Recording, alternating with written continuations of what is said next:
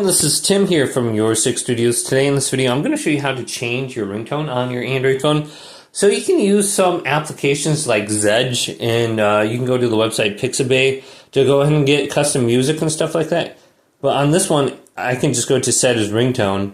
Once I hit the download option, it's just an application called Zedge. Then we can switch it by going to the top right and going to Settings, going down to Sound and Vibrations, going down to Ringtone right here. And you can see I have the Halo theme song as my current theme song. So I can go to one of the ones I already have on the phone, or I can go to My Sound. And there will be a plus icon somewhere on your screen if you downloaded a ringtone.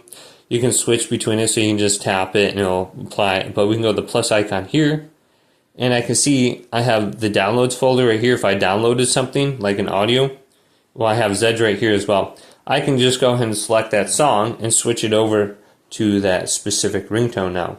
So you can use the ones that came with your phone, or look at applications called Zedge in the Google Play Store right here, and you can easily just open this up. You don't have to pay for anything, just cross out of it, X out of it, and then just type in the song you're looking for and then hit download.